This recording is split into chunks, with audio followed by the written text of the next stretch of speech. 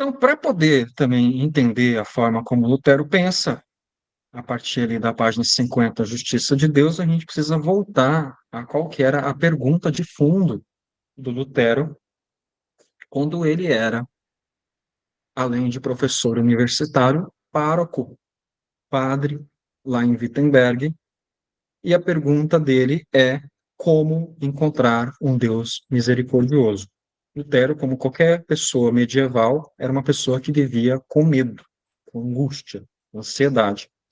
Num contexto, então, marcado por fome, que ocorria por diversos motivos, praga, mau tempo, que causava desastres na plantação e daí gerava grandes fomes. A peste, né? Algum tempo antes tinha acontecido a Grande Peste. Teve vários episódios de peste na Europa, né, que varria a população como um todo, e as pessoas viviam apavoradas, com medo de que pudesse ter uma nova epidemia e que as pessoas pudessem morrer. E como morrer, além da guerra também, né, que acontecia esporadicamente também. Agora, tudo isso, o medo da morte, além da morte em si causar pavor, porque a vida é algo bom de ser vivido, é melhor estar vivo do que morto, mas não era só a extinção da vida física, biológica, que apavorava.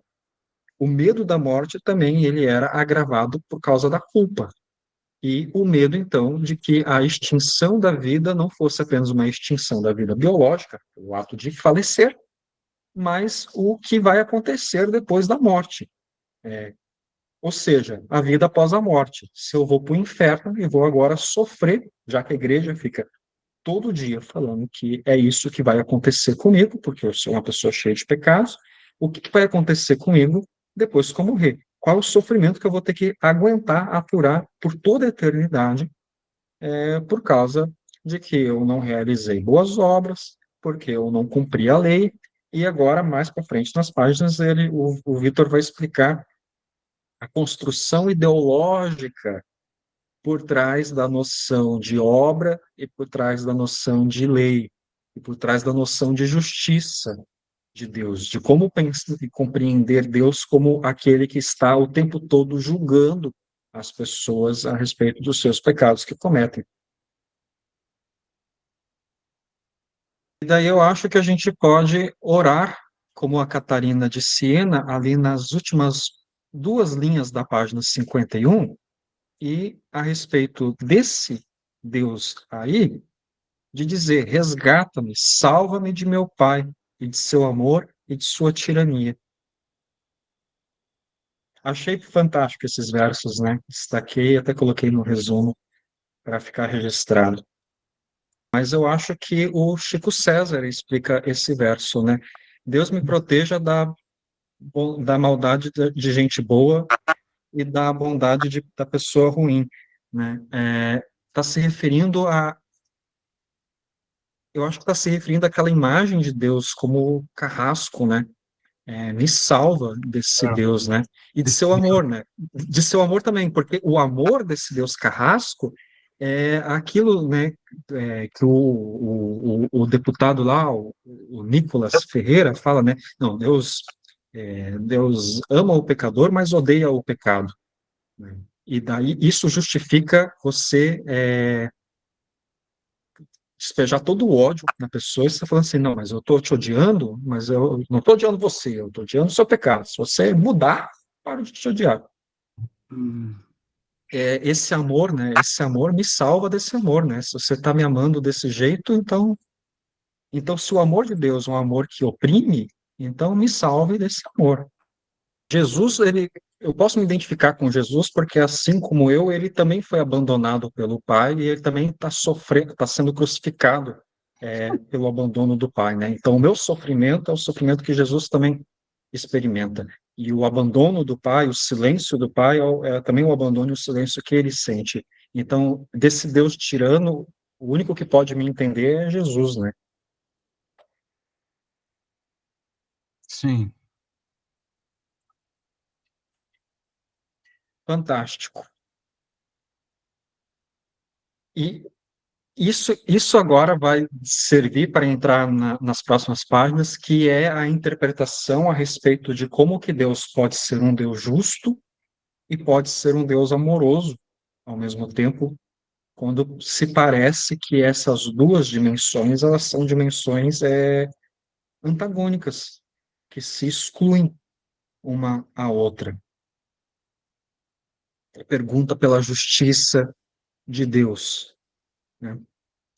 E daí, onde que está isso? A busca ali a partir da terceira linha na página 52, eu anotei.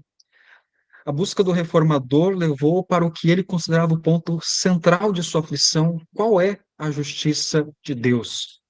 A pergunta de Lutero não é a pergunta tradicional da teodiceia, como nós podemos justificar o mal no mundo que Deus criou. Sua pergunta não é antropocêntrica, mas é teocêntrica. O que Deus considera como justiça? E para além disso, como Deus pode ser justo e ainda assim ser um Deus amoroso?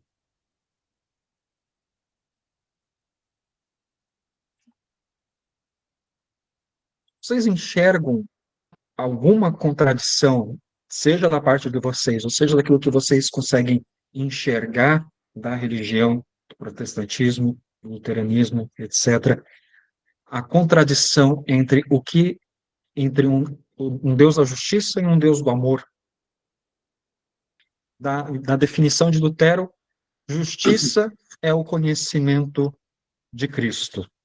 Para então entrar Boa. nessa definição de justiça, isso vai nos levar a refletir, né, epistemologia, conhecimento, racionalidade. Mas Uhum. só terminar dizendo o seguinte, já que eu não vou explicar aqui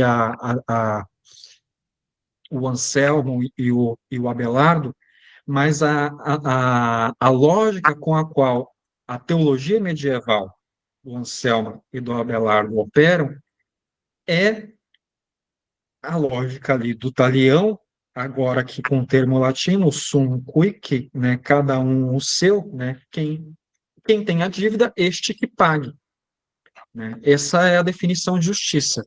E toda a construção cristológica que o Anselmo vai fazer para justificar por que que Deus precisava se tornar um ser humano está baseado nessa noção de justiça.